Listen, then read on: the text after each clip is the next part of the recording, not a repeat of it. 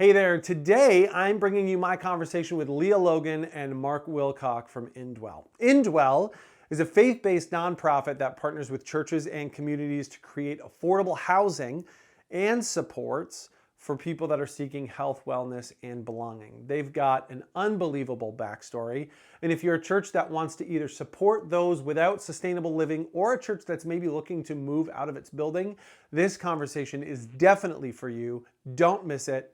Let's go right now.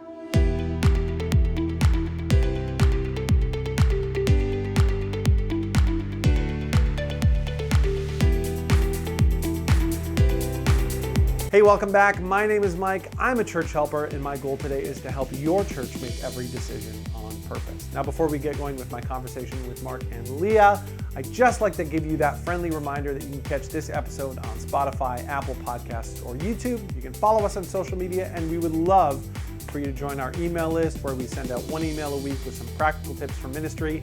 I think you're really going to enjoy getting those, so we'd love for you to sign up. All those links are below. Make sure you take a second and subscribe to either our podcast or our YouTube channel and leave a comment so that we know what you're thinking. Now, I think you're really going to find today's conversation helpful. Leah Logan is the regional manager in charge of programs for Indwell, and Mark Willcock is the community engagement coordinator for the Waterloo region. And together, they're going to talk about how churches can get involved in what Indwell is doing and how they're accomplishing their goals of creating hope and homes for all. So let's get into it right now, my conversation with Mark and Leah. Mark and Leah, thanks so much for joining me today. I'm so happy that you guys are here to talk a little bit about Indwell. Thank We're you, Mike. excited to be here too. That's good. Okay, so let's It just. is. Sorry, I was go just ahead. going to say it is great to be joining you on the podcast, Mike. Thanks for having us, and and to share a bit about Indwell, who we are and what we do, and just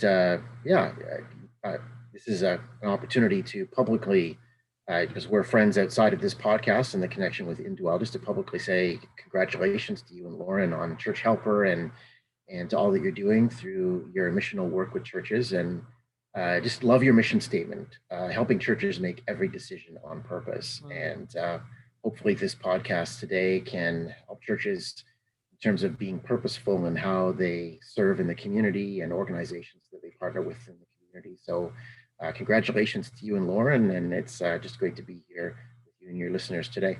Thanks so much. And I appreciate you reading that word for word as I sent it to you earlier to prepare. So that's great. No, that wasn't rehearsed. So why don't you guys tell me sort of who Indwell is, what you do, the impact of the community, where it started, a little bit of the history. Just tell me a little bit about Indwell. Sure, I'm going to begin together, and you talk about rehearsal. Leah and I have broken things down a little bit, so I'm going to begin and share off the top just about who we are and a bit of our history at Indwell. So Indwell is a Canadian Christian charity, and our mission statement, talking about mission statements, is that we create affordable housing communities that support people seeking health, wellness, and belonging. And our organization, roots of our organization began back in the early 1970s, and a time when, time of deinstitutionalization, more people were beginning to live on the streets, and began with one couple who saw a need, saw people living on the street and needing a place to call home, and a little bit of help to get back on their feet, to help maybe get to the root of the reasons why they were homeless, and help them hopefully find a fuller measure of health and wellness to be able to stay permanently housed. And so this couple in Hamilton, Ontario, made the decision to put all their children in one bedroom, and they had the other bedroom, and that freed up their third bedroom to invite somebody to come live with them that they had gotten to know, and gave this young lady a roof over her head, and then also helped her to get back on her feet. And that was back, as I said, in the early to mid 1970s. And then fast forward to the year 2000, as our organization continued to grow, we bought our first apartment building in the year 2000. And then that really brings us to today. Fast forward then to 2021, we now serve over 700 tenants across southern and southwestern Ontario. Yeah. We are in Hamilton, which is where we began, and then we are also in Norfolk County, particularly in the town of Simcoe, and then in London and Woodstock. And we also have over 300 units either in development or construction in all four of those cities, plus four more cities or municipalities. In Mississauga, are opening later this year. Also in Chatham-Kent, we're recently opened in St. Thomas and opening again later in St. Thomas, and then in Waterloo region, where I'm located here in Kitchener. And looking forward to that. You all are busy. Now, I think I remember the number of this, but though that family that moved all of their kids into one room, how many kids did that family have? Do you know the answer to that question, Leah? I do. They had 2 children. They had 2. Yeah. So they took kids that kind of like got their own rooms and they were like, get in there and we're going to bring in this other family. Like it's an incredible beginning story, I think. Mm-hmm. And is. actually, one of the children still works with us. She is our director of programs within the organization. Wow. So the Princeton legacy has lived on in a really wonderful way. Oh, that's so cool. I love that. That's great. So when you talk about Indwells Vision, it says that the vision is dignity, for all people, love for your neighbors, and you say that hope is the foundation of all that you do. Can you just expand on that? How do those 3 sort of values imprint themselves on everything that Indwell is doing? Well, actually, our vision statement is hope and homes for all.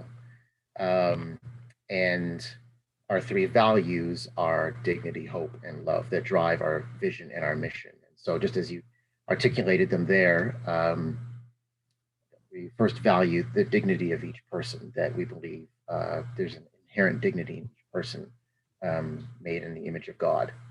And then secondly, we live out our Christian calling to love our neighbors as ourselves in providing affordable housing, and by providing affordable housing and also the supports that people will need, and doing that with love in what we say and what we do.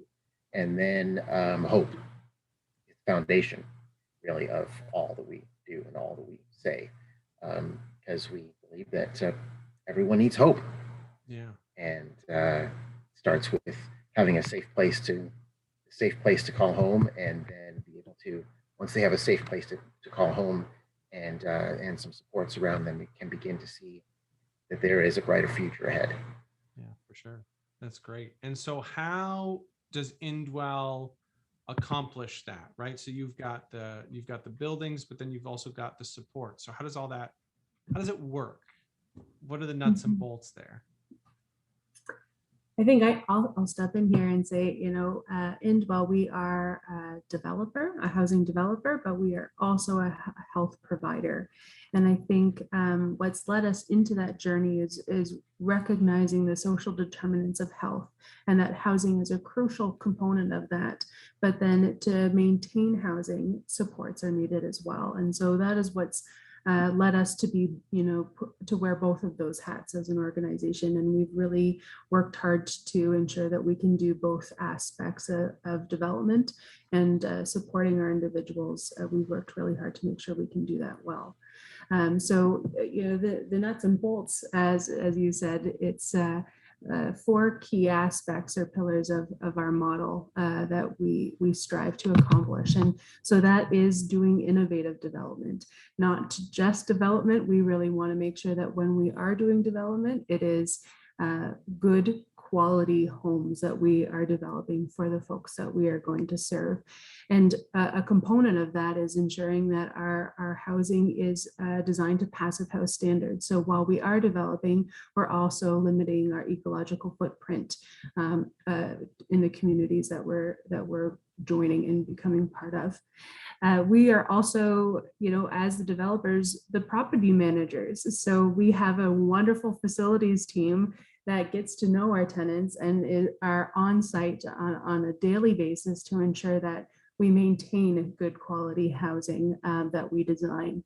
And we are coming alongside our tenants in learning how to, switch over batteries and work on a stubborn broken smoke detector that always haunts us a little bit. So we have that practice embedded in our day-to-day as well. From the support side, there are two components of support that we really work to provide, and that is deep affordability. I think actually that the definition of affordability has grown astronomically as this housing crisis grows astronomically. But for us, when we say deep, a real affordability, it's ensuring that everyone can afford housing. So our rents are approximately $550 a month, recognizing that those on government assistance are only being allotted approximately $489 a month for their shelter. So we want to make sure that it becomes affordable for those that are in most need of affordable housing. And then we provide on-site supports. So in every building that we design, we have programs that are embedded into our design. So we develop our buildings to have lounges and community kitchens and office space for our staff to be in the building with our tenants. And that is our attempt to provide holistic care to tackle some of the other social determinants of health, like food security, access to healthcare, and even the building of connection and relationship and community for the folks that we serve. Right. I can go deeper, but yeah, well, that's just a very big sky picture for you. There's tiers, right? Like each building is almost, I don't know if you would call it a tier, but we have this graphic here that I'll show. It's like the circles, right? There's the enhanced supports, the blended supports, and then the standard ones. Can you just sort of walk me through those three different ones and sort of how they're different to one another? Yes. So I think, as we develop our buildings as we come alongside our tenants and their journey for health, wellness, and belonging, our goal is to move our tenants into a place where they can live in independent housing, where they won't have to live in supportive housing all of their lives. Right. And so we have developed models within our supports to assist our tenants on that journey to independent living. So we have three different types of models of supports. As you mentioned, we have enhanced, and we have our blended programs, and we have standard. And really that is our continuum of support that we offer in each that we offer in our buildings. I will say that in our enhanced programs, we have a closer connection with our tenants. We have more staff on site, and we are supporting our tenants who might be struggling to be able to live independently and stay stably housed, so that they can grow their skills, they can become stable in their health, and we can work on goals to move them across our continuum to blended and standard programs, which are increasingly less supportive because the needs are not as great. So we have it in a circle because that is how we see our approach of support, is that we are coming around the tenants, coming alongside them in their journey and their goals. See, that's interesting to me because a lot of people, when they approach, and you said this in the beginning too, right? A lot of people, when they approach homelessness or folks that are struggling with affordable housing, a lot of people just shout, make things free or get them in there, or like, we need to build more. And your approach is, yes, we need to do that, but also we need to sort of get more to the root of the why, right? Why is somebody struggling with affordable housing? And it's not, we're going to get them in there and now they're there. You're actually actively trying to put in place a process by which people can kind of work themselves out of the cycle. Is that right? Yeah, I think our goal is to get rid of the cycle completely. We Right, don't want people to move along a cycle. We want Right. them to get to that level of permanent housing and stability.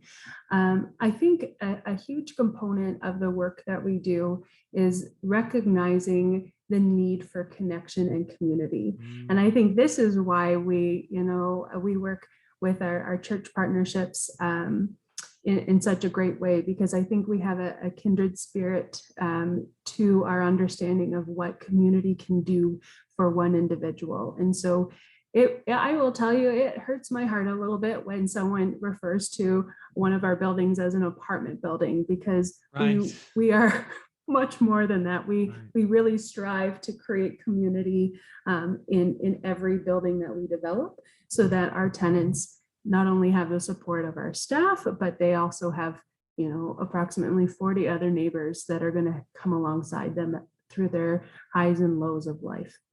How do you intentionally build that community? Like, you can't just, put door knockers on everybody's door and say, hey, come out to the porch at 3 o'clock, or like, do you have events or games? Is it, can people wander into each other's sort of apartment rooms? Like, how is that community being built?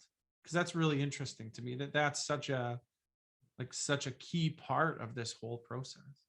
Mm-hmm. Well, I think that there are a lot of different ways that we do try to build that community. Very practically, we're the developers, so we get to design our buildings to enhance natural community. So we're ensuring that there is a commercial kitchen for all tenants to use smack dab in the apartments, that there are lounges, there are community spaces that our tenants very naturally get drawn into. But it's also about our rapport. We have long-term relationships with our tenants, and we get to recognize what our tenants like and they don't like. And so we can develop programming based on interest, and based on what the needs of the tenants and the community are. So we will do different programming activities. We have a tea and coffee time every Thursday, where we have volunteers come in or tenants lead our coffee. We actually have a bit of a running joke in one of our programs about which tenant makes the best coffee. So everyone's always trying to tweak their recipe to get more people coming to the building. But we do hot lunches where we have meals together. We have game nights, movie nights, any type of activity that's going to gain interest for our tenants to participate in. And for me, the uniqueness isn't in the activity. As somebody who's been in ministry for a long time, you can come up with 100 ideas of movie night, game night, whatever. It's that you're actually putting a focus on it. You're saying this isn't just come live here. It's come live and grow and be a part of something here, which is so cool. Yeah, and I think that's it. I think we really want to see our tenants flourish, and we really want to see them grow in their health, wellness, but their sense of belonging. And you don't have that sense of belonging without being part of something bigger. And so that is what we try to foster at Indwell. So cool. So there's two kind of bigger parts of how you get involved in a community. And so I kind of want to talk about both. One is obviously, building a building or retrofitting a building. And you can talk, I think, maybe we'll talk about that first. You can talk to me about sort of how that works. And then the second part is partnering with the community around that building to actually get involved, right? Because you want to be a part of, you don't want to just create this community in a box, but you actually want to go out into your community as well. So how do these buildings get built? First of all, where do you find them? Do people come to you? Do you go to them? How does that work? And then, then we'll talk about that community as a whole aspect after. I can take that question, I guess. I'll begin with that on the development side. It's a combination of people coming to us or us seeking out opportunities. We're always on the lookout for for uh, uh, pieces of property that would be the right fit for us, depending on where we are. And more often than not, nowadays, with the housing crisis being so acute, really everywhere, Yeah. more often than not, we have people calling us. And then from there, it's us scouting out, and sifting through the leads that come to us and where are the locations, what would be good, and we've found enough properties and designed enough buildings to have a general idea of what we need and what we're looking for, roughly a third of an acre. If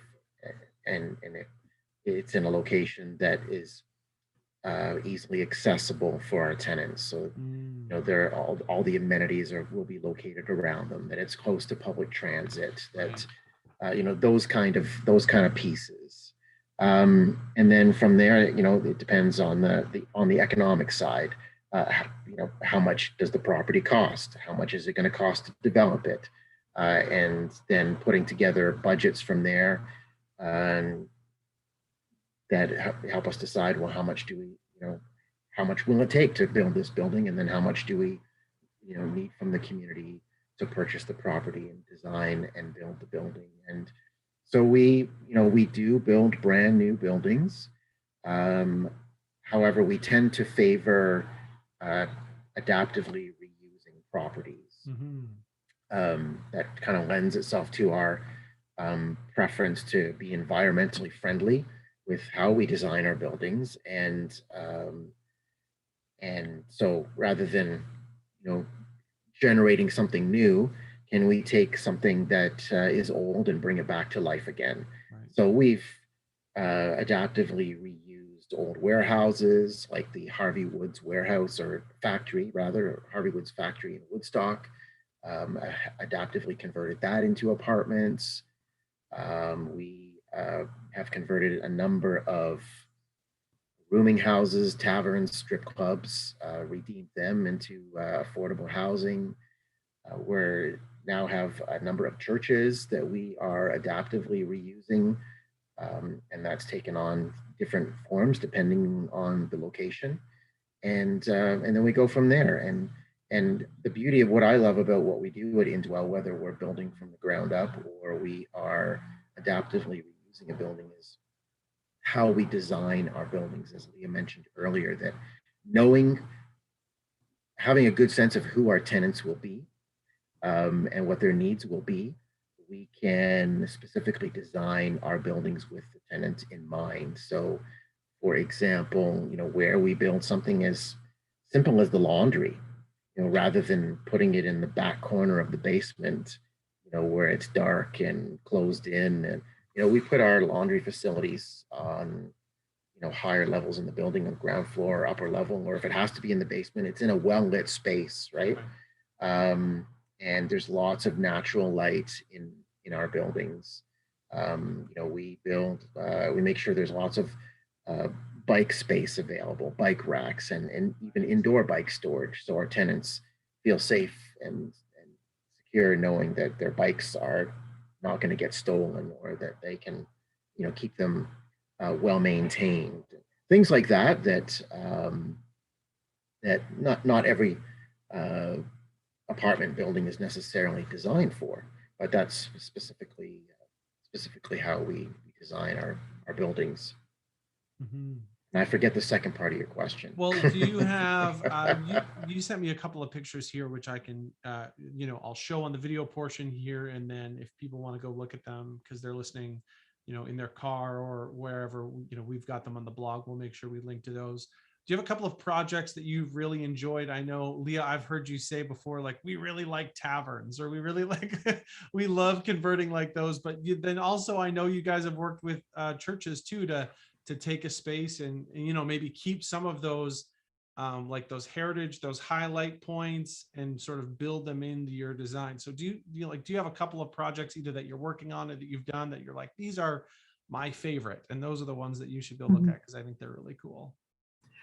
Well, I feel like I need to follow up with that comment about taverns, because I'll tell you, I don't know if I love taverns, because, I don't think anyone should be living in that type of, housing environment. But what I love about it is that we can take a building that, does not have hope and is not seen in good regard by a community, and instill hope and love back into it. And so that is where I see our values of love, dignity, and hope reinfused back into the community with our development, recognizing that we're building something of good quality, of respect to the community that the building was a part of. So yes, that's why I say I like taverns, but I wanted to just clarify that for the group there. Yeah. So can you tell me about maybe a couple of the projects that you've worked on that you've really enjoyed? So I would say there's one project particularly that I'm working on right now that I've really enjoyed being part of, and that is our Dogwood Suites project in Norfolk. And that was an old tavern, and a tavern that had 47 people living in it at the time that we purchased the building. And the living conditions of the folks at that time, there were electrical cords coming from the hallways because people did not have hydro in the units. There were units that did not have running water, and units that had like no windows. They had cardboard and in lieu of a window, and the individuals living in these deplorable conditions were paying $650 a month to live in. And so we were actually approached by the community to say, can you help the individuals who live here? Can you do something to re-infuse hope into this building in our downtown core?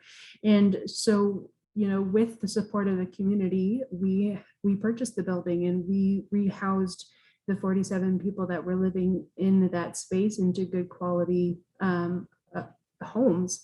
And we are now completely converting that space into what will be 50 apartments for the community in an effort to build more affordable housing with supports in our community, but it also lends itself to downtown revitalization and other community components that we're working to help with, because the community came alongside. So that's one example, but there are so many. I think actually every building that we design is one of my favorites because it's doing just that. It's providing hope and homes to all, and it's really contributing in a positive way to our communities at large. So let's say that you're not a church, or you're a church, but you're not a church that's looking to give up your building, or you're not looking to be one that's converted. Is there still room to get involved there? Is there room for other community organizations or churches to sort of come around you, and what does that look like? Absolutely. I can speak to some of that for sure. Particularly on the church side of things, we do. I think Leah mentioned it earlier that our connection with churches is really crucial for us as a Canadian Christian charity. We do look to churches to help us develop community in our buildings. And so there are a number of ways that we look to partner with churches. There's on the financial end, support from churches, both on the capital side in terms of building buildings, and then on the operating side after the building is open. Right. There's the financial piece, but then also the piece of interacting with our tenants in the communities after the building is open is a great way for churches to partner with us. And there's a number of different ways that people can do that. And Leah, I think, mentioned that earlier, again, with when there's game nights and opportunity movie nights and meals, there's opportunities for volunteers to come and interact with the tenants, or depending on the program and the community and the location, opportunities to help with upkeep at the building, with community gardens. Some of our programs have community gardens, and there's an opportunity for churches to help our tenants develop life skills outside, with the example that I'm using is a community garden, but also, just different opportunities. One of our sites that will be coming here in Waterloo region is a church conversion, and the church is still going to be at the site. And already they're talking about, it's an older congregation. They have a quilting society or quilting group of some kind, and they've already committed to quilt 40 blankets for every tenant that's going to be coming in the building, right? Oh, that's very cool. So there's different opportunities like that for churches to partner with us, or maybe to provide food when it's needed. And then, of course, prayer support, right? Connecting and building a relationship with our churches. We're always in need of prayer covering for our staff, for our tenants, and for our organization as a whole, as we seek to represent Jesus well in the community with our values of dignity, hope, and love, and providing hope in the community. Very cool. Now I've kind of led you through, what to talk about in the process, and what am I missing? What have you not got to say about Indwell yet that you really wanted to talk about? Maybe do you have a story or something that was impactful, why you started? What's that last piece of this conversation that I don't have the question to, but you already have the answer? I think what is really important, and I hope what we're conveying, is that we really strive to develop knowable communities. And we do that in a different array, in three different types of way. One-on-one rapport with our tenants, developing community within our buildings, but also being part of our external community as well. We are here to be good neighbors. And so that is why partnership is so important to us, because community doesn't just have to be within our building, it can be outside as well. And I look at the partnerships that we have in the communities that we're a part of.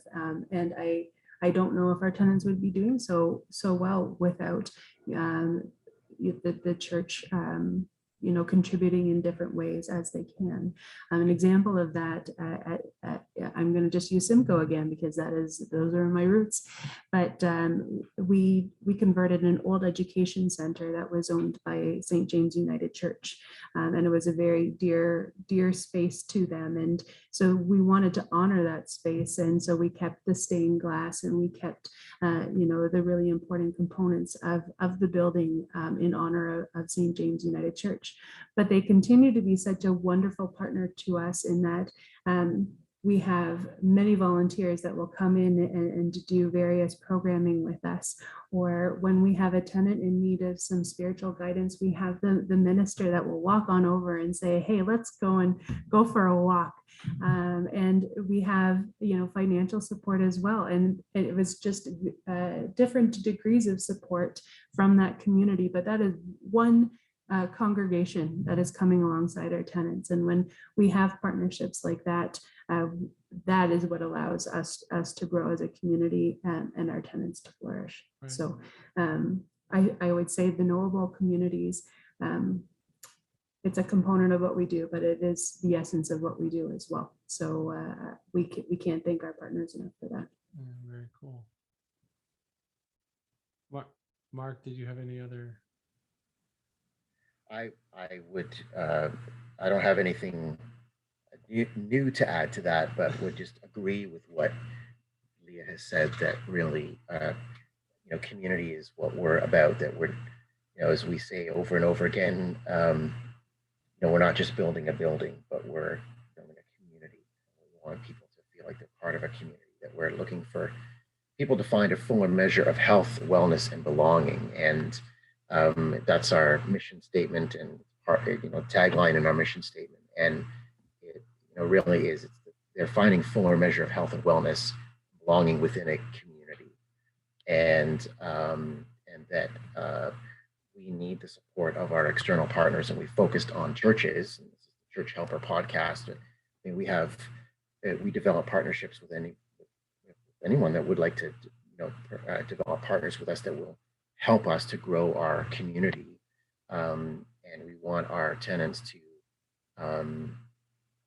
finding their fuller measure of health and wellness, be able to come to a place to give back to their community, both within their building, but also externally as well. And so it's a great relationship that can happen in lots of different avenues to explore within this idea of community. But it most definitely is crucial to who we are and what we do. It really comes back to all about community, developing affordable housing communities. So that's a great lead in. Then how do people get a hold of you? How do they get in touch? How do they get involved? Whether they want you to take their building over, or they want to help you out as a part of a contributing member, or send people in, how to, what's the best way to get a hold of Indwell to start to get involved? Well, I think you're probably going to put up a slide that will have some of our contact information perhaps, but you can certainly contact either Leah or I. And really the best place to begin for us is to go to our website, to indwell.ca, and just about everything that we've shared today and more can be found on our website in terms of how to get connected with Indwell, how to learn more about Indwell and learn more about different communities that we are already in, is to go to our website and start there. Oh, very cool.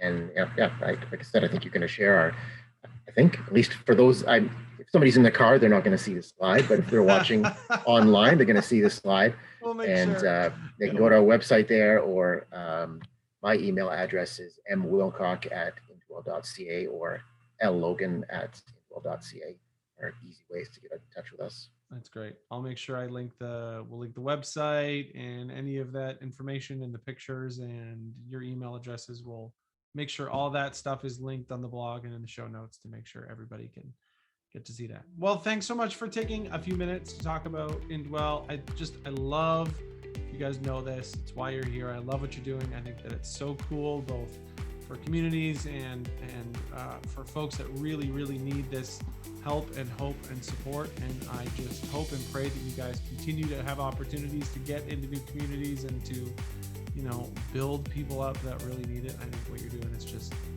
just so cool. I just love it. So thanks so much for doing that. Thanks for having us. All right. Thanks for having us, Mike. Okay, we'll talk to you soon.